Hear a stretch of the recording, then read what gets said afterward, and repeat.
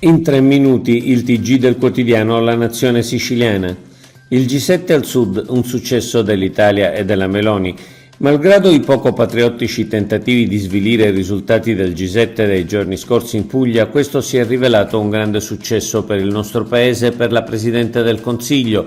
Lo dicono tutti i giornali europei. Politica internazionale, migranti, piano Mattei. Soltanto in Italia si rincorrono i dubbi e persino le valutazioni, in verità molto poco political correct, sull'abbigliamento della Meloni e persino sulla sua altezza. Quanta tristezza ai nuovi progressisti.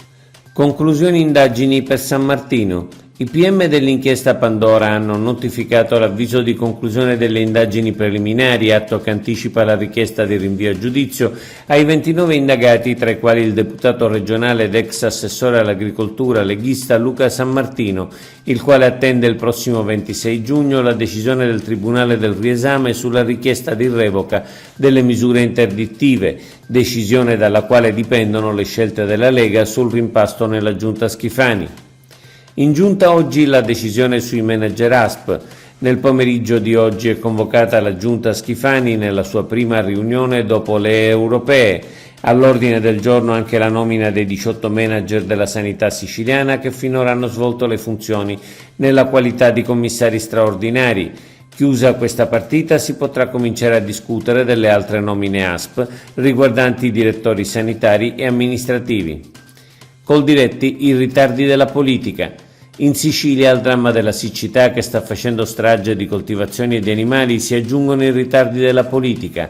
Lo denuncia Coldiretti Sicilia in un comunicato nel quale stigmatizza la mancanza del numero legale in commissione attività produttive all'ARS, che ha bloccato gli attesi voucher per gli allevatori per l'acquisto del foraggio.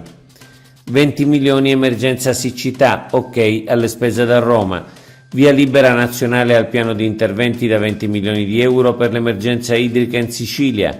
Il piano di interventi predisposto dalla cabina di regia prevede la rifunzionalizzazione di pozzi e sorgenti, l'acquisto e la sistemazione di autobotti, la riparazione di alcune reti di interconnessione. Si inizia a lavorare su un secondo piano di interventi finanziato con altri 20 milioni di euro, così come garantito dal ministro Musumeci. Salina progetta l'istituzione di un'area marina protetta.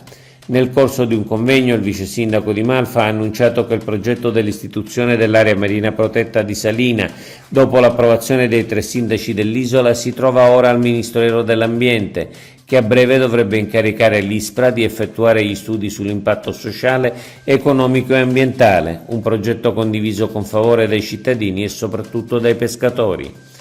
Oggi è tutto. Per l'informazione del quotidiano La Nazione Siciliana, il nostro sito www.lanazionesiciliana.eu.